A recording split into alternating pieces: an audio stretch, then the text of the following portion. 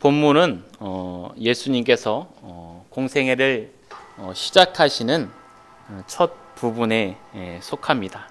우리가 아시는 것처럼 예수님께서는 세례 요한에게서 세례를 받으시고, 그 다음에 오늘 읽진 않았지만 4장의 첫 부분에 보면 광야로 이끌려 가셔서 마귀에게 세 가지의 시험을 받으십니다. 그 이후로 오늘 본문이 이제 예수님께서 갈릴리로 오셔서 그분의 공생애를 이제 막 시작하는 그런 부분이 오늘 본문의 말씀입니다. 이 부분에 대해서, 또 이 말씀에 대해서는 우리가 수없이 듣고 보았습니다. 근데 우리가 간과하고 아마 보았을 것이 하나가 있습니다. 그것은 뭐냐면 성령의 능력으로 또 성령의 충만함을 힘입어서 공생의 사역을 시작하셨다는 사실입니다. 오늘 읽지 않았지만 3장 21절에 보니까 백성이 다 세례를 받을새 예수도 세례를 받으시고 기도하실 때에 하늘이 열리며 성령이 비둘기 같은 형체로 그의 위에 강림하시더니 하늘로부터 소리가 나기를 너는 내 사랑하는 아들이라 내가 너를 기뻐하노라 하시니라 라고 기록하고 있습니다. 이뿐만 아니라 다른 복음서에서도 예수님께서 이 세례를 받으시는 장면에 보면 성령께서 뭐같이 내려오셨다 그러죠? 비둘기같이 임했다라는 그 기록이 복음서에 기록이 되어 있습니다. 그리고 예수님이 광야에 가서 마귀에게 시험을 받으실 때도 누구에게 이끌려 그 시험을 받으러 가셨을까요? 4장 1절을 우리 한번 같이 읽어보도록 하겠습니다. 오늘 본문 4장의 1절입니다. 같이 읽도록 하겠습니다. 시작. 예수께서 성령의 충만함을 입어 요단강에서 돌아오사 광야에서 40일 동안 성령에게 이끌리시며 아멘. 네. 누구에게 이끌려서 마귀에게 시험을 받으러 가셨다고요? 예, 성령에 이끌려서 그 광야로 가서 시험을 받으신 겁니다. 조금 이상하기도 하죠. 하나님의 아들 예수님이 성령에 이끌려서 마귀에게 시험을 받으러 가셨다. 어떻게 생각하면 좀 이상한 부분이기도 합니다. 하지만 예수께서 성령이 요단강에서 세례를 받으시고 또 하나님의 아들로 인정을 받으시고 또 성령이 충만한 상태로 계속해서 그 성령의 인도를 받으셨다는 겁니다. 그리고 이 상태에서 마귀에게 시험을 받으신 겁니다. 도둑들이 가장 탐내는 것은 금반지 한 돈일까요? 아니면 우리가 들 수 없는 굉장한 다이아몬드일까요? 당연히 두 번째겠죠. 예.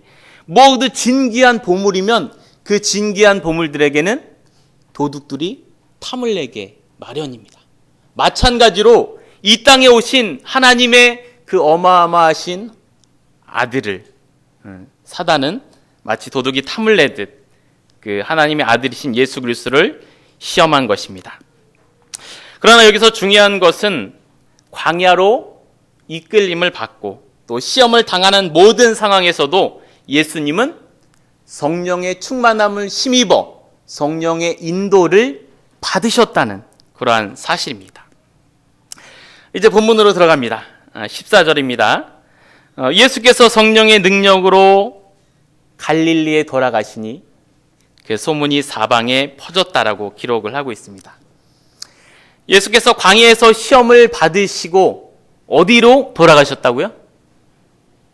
어디요? 예, 갈릴리로 돌아가셨다고 했습니다. 당시의 중심이었던 예루살렘이 아니라 갈릴리로 돌아가셨다는 겁니다. 예수님의 고향인 나사렛도 이 갈릴리에 있습니다. 그 갈릴리로 돌아가셨습니다.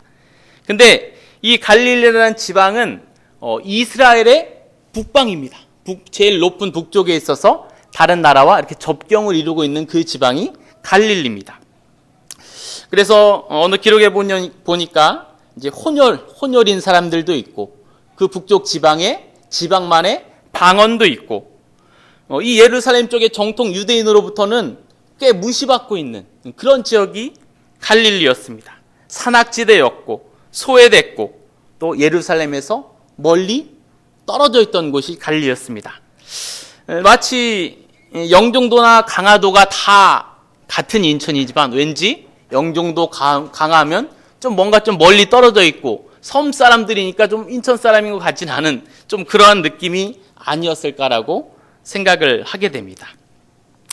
하지만 그런 소외되고 무시당하고 어려운 사람들이 살고 있는 갈릴리였지만 갈릴리는 우리 예수님이 사랑하셨던 곳이고 주로 많이 활동을 하시고 공생애를 보내신 지역이 바로 갈릴리였습니다.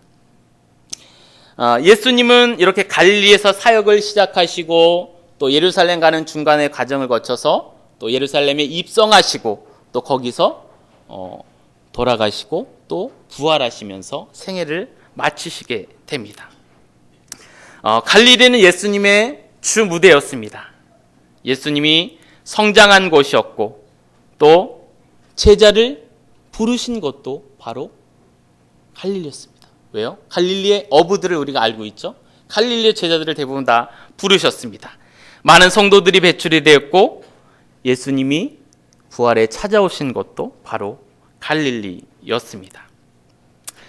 성령이 충만해지신 예수님, 또 광야에서 시험을 받으신 예수님이 가신 곳은 당시의 중심이었던 예루살렘이 아니라 이처럼 갈릴리였습니다.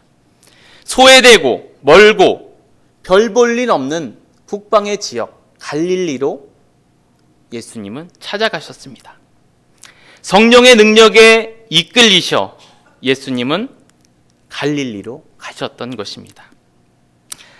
나중에 예수님께서 승천하실 때 제자들에게도 이렇게 성령 충만에 대한 그 말씀을 해주시는데 사도행전 1장 8절 다 알고 계시죠? 오직 성령이, 우리 같이 한번 해볼까요? 시작! 오직 성령이 너에게 임하시면 너희가 권능을 받고 온 유대와 사마리아와 땅끝까지 이르러 내 증인이 되리라 하시니라. 아멘. 네.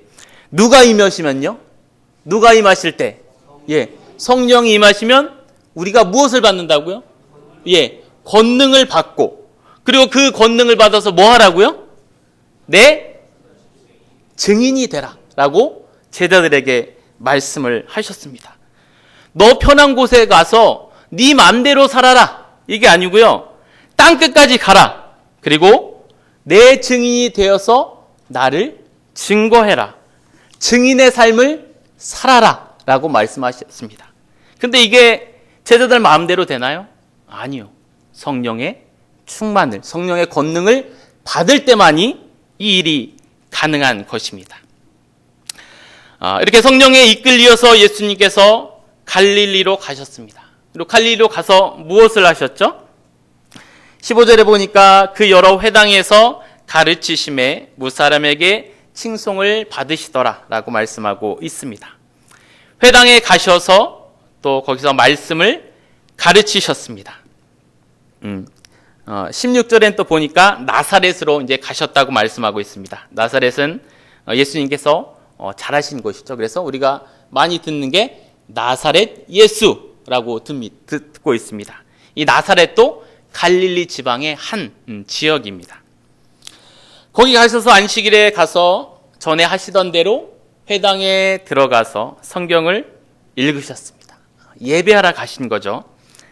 안식일에 하시던 대로라는 구절이 나오는데 이것은 회당 예배의 순서를 담당해서 예언서를 읽는 것을 말합니다. 그리고 예수님은 이사에 이제 주어진 곳에서 이사의 한 곳을 찾아 읽으십니다. 이것이 오늘 18절, 19절의 말씀입니다. 이 말씀 우리가 다시 한번 읽어보겠습니다. 시작! 주의 성령이 내게 임하셨으니 이는 가난한 자에게 복음을 전하게 하시려고 내게 기름을 부으시고 나를 보내사 포로된 자에게 자유를, 눈먼 자에게 다시 보게 함을 전파하며 눌린 자를 자유롭게 하고 주의 은혜의 해를 전파하게 하려 하심이라 하였더라. 아멘. 지금 읽은 이 두 절은 이사야서 61장 1절 2절에 나오는 말씀입니다. 이 말씀을 예수님께서 그 회당에서 읽으신 것이죠.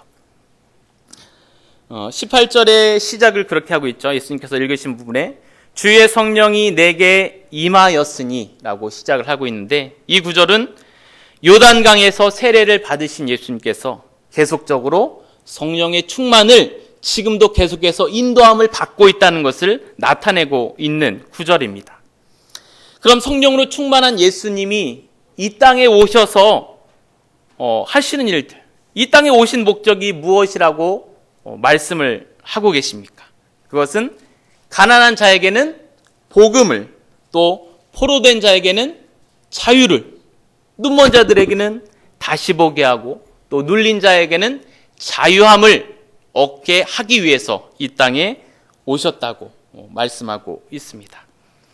근데 잠시 당시 시대적인 상황을 살펴볼 필요가 있을 것 같습니다. 당시는 로마의 식민지의 그런 상황이었습니다. 마치 우리나라가 일제 강점기에 일제의 점령을 받아서 힘들어하고 있는 그러한 시대와 같다고 말씀드릴 수가 있습니다.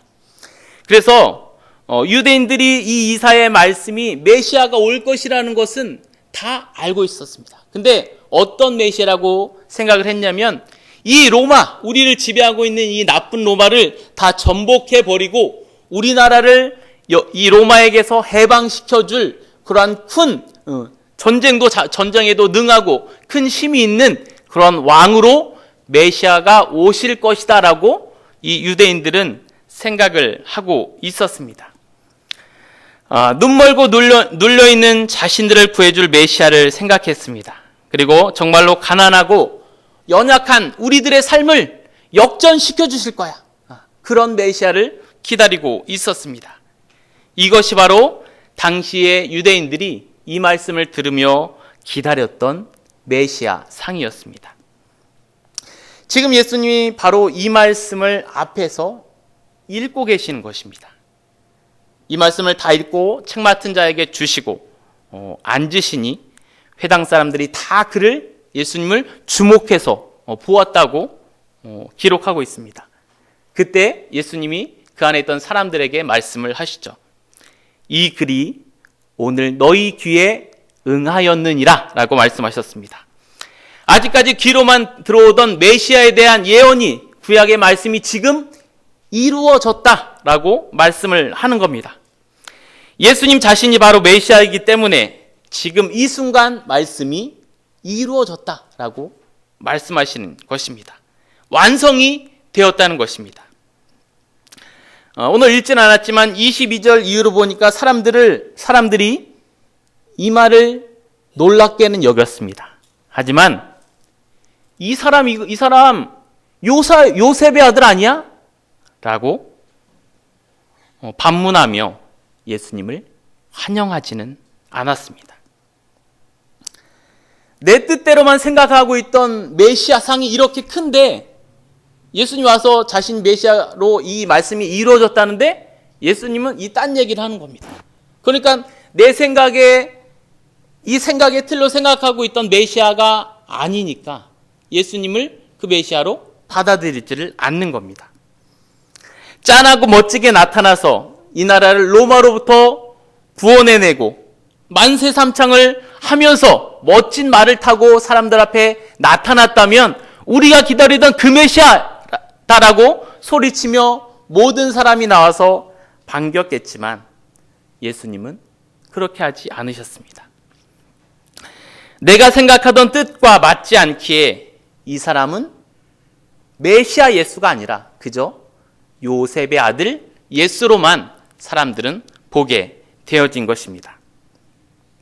당시 유대인들이 생각하던 메시아는 이스라엘을 로마로부터 해방시킬 그러한 사람이었습니다. 그러나 하나님의 뜻을 받아 성령의 충만함을 힘입으신 예수님은 어떻게 행하셨습니까? 아까 읽으신 말씀이지만 첫째로 예수님은 가난한 자에게 복음을 전하셨습니다. 예수님은 가난한 자들을 위해서 복음을 전하신 것입니다. 예루살렘이 아닌 소외되고 어려운 사람들이 많은 갈릴리로 가셨습니다. 부하고 건강한 자가 아닌 소외되고 연약한 자들에게로 가셨습니다. 사람의 뜻과 성령의 뜻은 이처럼 다릅니다. 성령은 예수 그리스도로 하여금 가난한 자들에게 복음을 전하게 하셨습니다.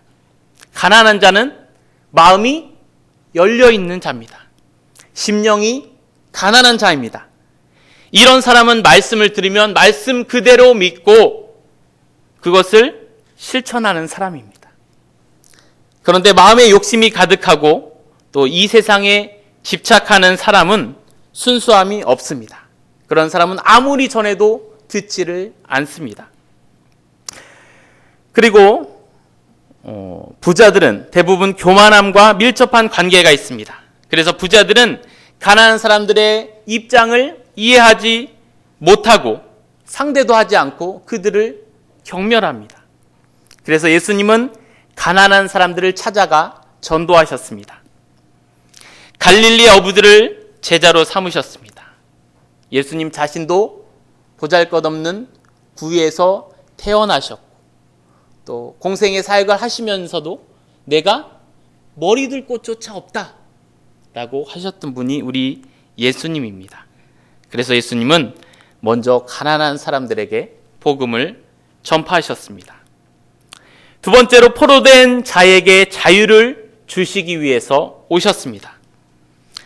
유대인들은 이 말씀을 로마의 압제로부터 우리를 분명히 자유하게 해주실 거야, 해방해 주실 거야 라고 생각을 했습니다. 그래서 유대인들은 메시아가 와서 로마를 무찌르고 당당하게 다윗 시대의 다윗왕처럼 그런 멋진 왕으로 올 거야 라고 생각을 했습니다. 그래서 예수님이 예루살렘에 입성하실 때였죠. 양쪽에서 종려나무까지를 흔들며 호산나 호산나 하고 막 예수님을 왕으로 그렇게 생각해서 왕으로 오시는 예수님을 향해서 호산나 호산나 외치며 열렬히 예수님을 환영했던 것입니다. 근데 마지막에 가서 로마 군병들에게 정말로 힘없이 질질 끌려가는 예수님을 보고 이 사람은 메시아가 아니었나 하고 이 예수를 죽이라고 바라바를 놓고 예수를 죽이라고 그래서 그들은 소리를 쳤던 겁니다. 이것은 사람들이 이 말씀을 잘못 해석해서 나온 결과입니다. 이 말씀은 예수님이 이 땅에 오셔서 인류가 죄와 사망의 그늘에 앉아있는 그 죄의 사슬 가운데서 끊어주시고 우리를 그 죄 가운데서 자유케 해주시기 위해서 오신 것입니다. 그게 포로된 자에게 자유를 주시기 위한 주님의 뜻입니다. 세 번째로 눈먼 자에게 다시 보게 함을 위해서 오셨다고 말씀합니다. 세상에는 육신적으로 앞을 보지 못하는 장님들이 있습니다. 시각장애인들이 있죠. 그리고 사람은 또 육신의 눈은 떠 있지만 영적으로 눈이 어두운 영적인 장님도 있습니다. 예수님이 이런 영적인 눈을 떠서 천국을 보게 하고 구원을 바라보게 하기 위해서 이 땅에 오셨습니다. 육신의 눈이 어두운 것도 고통이지만 영적으로 보지 못하는 이 어리석고 불쌍한 그 마음, 그것들을 뜨게 해주시기 위해서, 영적인 눈을 뜨게 해주시기 위해서 예수님이 이 땅에 오신 것입니다. 넷째로 예수님은 눌린 자를 자유롭게 하기 위해서 이 땅에 오셨습니다. 죄의 노예가 되어 세상의 근심과 걱정에 얽매여서 고통받는 자에게 영혼의 평안과 자유를 주시기 위해서 오셨습니다. 인간이 많은 짐을 질 수 있겠지만 그 중에서도 가장 무거운 짐은 바로 죄악의 짐입니다. 우리들은 죄의 짐을 풀었지만 우리 마음에는 아직도 죄의 뿌리가 있음을 우리는 잘 알고 있습니다. 어떨 때는 실컷 회개한 것 같은데 여전히 그대로인 우리 모습을 볼 때가 있습니다.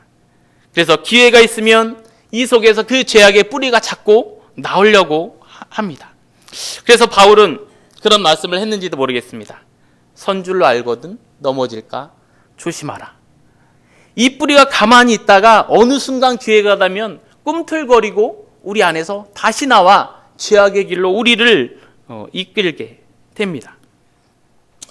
예수님이 이렇게 죄짐에 눌린 우리를 자유케 해주시려고 오셨습니다.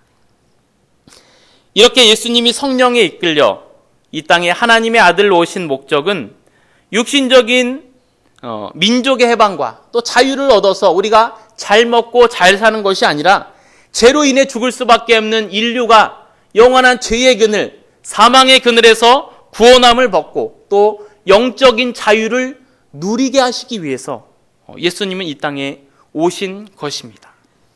그 예수님께서 세례를 받으실 때부터 공생의 모든 기간을 성령의 충만함을 힘입어 행하셨다는 것입니다. 육신의 생각과 성령 충만의 생각이 다릅니다. 같은 상황에 우리가 처해 있더라도 우리의 생각과 성령 하나님의 생각이 다릅니다. 예수님도 성령의 능력을 입어 성령이 임해서 또 성령의 충만함을 지속적으로 힘입어 자신의 사역을 감당하셨음을 오늘 우리는 말씀을 통해서 알 수가 있습니다. 성령을 힘입어 마귀의 시험을 이기셨습니다. 성령의 능력을 입어 화려한 예루살렘이 아닌 촌동네 갈릴리로 가셨습니다. 성령을 힘입어 죄와 사망의 그늘에 앉아 영적으로 죽어가는 인류를 대신하여 죽으시고 부활하시어 구원자가 되어주셨습니다. 가난한 자에게 복음을, 포로된 자에게 자유를, 눈먼 자에게 다시 보게 함을, 눌린 자에게 자유를 허락해 주셨습니다. 예수님이 오심으로 구약의 그 말씀이 다 성취가 되었습니다. 늘 듣던 말씀이 눈앞에서 이루어졌지만 회당에 앉아있던 그들은 그 말씀을 깨닫지 못했습니다. 왜요? 성령 충만하지 못했기 때문에 그렇습니다. 계속해서 하나님의 말씀을 듣지만 우리가 그 말씀의 참된 의미를 깨닫지 못하고 또 내 상황에 맞게 내 생각대로만 생각한다면 우리도 회당에 앉아있던 그들과 매 한 가지입니다. 진짜 메시아가 눈앞에 계시지만 깨닫지 못할 수도 있다는 것입니다. 말씀을 통하여 내게로 늘 그 말씀이 들려지지만 성령 충만하지 못할 때 그 말씀은 우리에게 아무런 영향력을 끼칠 수가 없습니다. 그 말씀이 깨달아지지 못할 때 우리가 아는 예수님도 메시아 예수가 아니라 그저 요셉의 아들 예수가 되어져 버릴 수가 있습니다. 우리를 구원하시고 또 자유케 하시는 예수는 요셉의 아들 예수가 아니라 메시아 예수 그리스도이십니다. 성령이 충만할 때 우리도 하나님의 자녀임을 밝히 알게 됩니다. 세례를 받으시며 이는 내 사랑하는 아들이라 성령이 임하신 것처럼 우리도 성령 충만할 때 우리가 하나님의 자녀임을 밝히 알게 됩니다. 그리고 우리가 성령 충만할 때만이 우는 사자같이 언제고 우리를 달려들려고 하는 그 마귀의 시험 가운데서 우리는 승리할 수가 있습니다. 그리고 성령 충만할 때만이 참된 말씀의 뜻을 우리는 깨달을 수가 있는 것입니다. 사도 바울도 에베소서 5장 18절에서 이렇게 우리에게 권면합니다. 술 취하지 말라. 이는 방탕것이니 너희가 성령의 충만을 받으라 라고 말씀을 합니다. 여기서의 성령 충만은 한 번 받았다고 끝나는 것이 아닙니다. 예수님도 그랬죠. 성령이 비둘같이 임해서 거기서 끝난 게 아닙니다. 지속적으로 성령의 충만을 힘입고 성령께 이끌려 그의 모든 공생애를 감당을 하셨습니다. 사도 바울이 이 말한 성령의 충만을 받으라는 것도 계속적으로 성령의 충만을 받으라, 시시각각 성령의 충만을 구하라라고 우리 가운데 권면을 하고 있는 것입니다. 예수님께서 계속해서 성령의 인도하심을 받으신 것처럼 우리도 늘 성령의 충만을 받도록 간구해야 합니다. 예수님도 제자들에게 말씀하셨죠. 아까 말씀드린 건데 오직 성령이 너에게 임하시면 너희가 권능을 받고 예루살렘과 온 유대와 사마리아 땅끝까지 이르러 내 증인이 되라고 말씀하셨습니다. 예수님은 성령의 권능을 받을 때 우리가 땅끝까지 주님의 증인이 되어질 거라고 말씀하십니다. 예루살렘이 아닌 갈릴리 촌동네로 찾아가신 예수님처럼 우리도 땅끝까지 또 남이 가지 않는 곳까지 갈 수 있는 것, 그리고 남이 하지 않는 것까지 할 수 있는 것을 기꺼이 하려고 하는 것은 성령의 충만을 받은 까닭입니다. 성령의 충만을, 성령의 인도하심을 날마다 간구하십시오. 우리가 평생에 기도해야 할 제목 가운데 한 가지가 바로 이 성령 충만을 간구하는 것입니다. 그렇게 성령의 충만을 받아 예수님처럼 가난한 자에게 복음을, 또 포로된 자를 자유케 하고 눈먼 자가 눈을 뜨고 눌린 자에게 자유를 전하는 그 일에 쓰임 받으시기 바랍니다. 성령의 능력으로 갈릴리에 돌아가신 예수님처럼 오늘도 성령 충만하여서 각자 이제 삶의 자리로 돌아가셔서 거기서 예수 그리스도의 증인이 되시고 또 죄의 포로된 자를 자유케 하시기 바랍니다. 기도하겠습니다. 주님, 예수님께서 세례를 받으시고 또 광야에서 마귀에게 시험을 받으시고 또 모든 공생애를 감당하심에 있어 처음부터 성령의 충만함을 힘입어 성령께 이끌림 바 되어 예수님도 예수님의 그 사역을 감당하셨습니다. 하물며 연약한 우리는 성령께서 함께하여 주시고 성령께서 이끌어 주시지 않으면 언제고 넘어지며 언제고 다시 죄의 구렁텅이로 빠질 수밖에 없는 연약한 자들임을 하나님 고백합니다. 오늘도 그래서 하나님께 간구합니다. 우리를 성령 충만케 하여 주시옵소서. 그래요, 주님이 갈릴리로 돌아가신 것처럼 우리도 우리 삶의 자리로 돌아가 가난한 자들에게 복음을, 또 포로된 자들을 자유케 하고 또 힘써 남이 하지 않는 그러한 지경에까지 우리가 들어가 주님처럼 그 일들을 능히 감당하게 하여 주시옵소서. 우리에게 성령의 권능을 부어 주시옵소서. 감사하며 예수님의 이름으로 기도드립니다. 아멘. 우리는 주의 백성이오니 함께 찬양하겠습니다.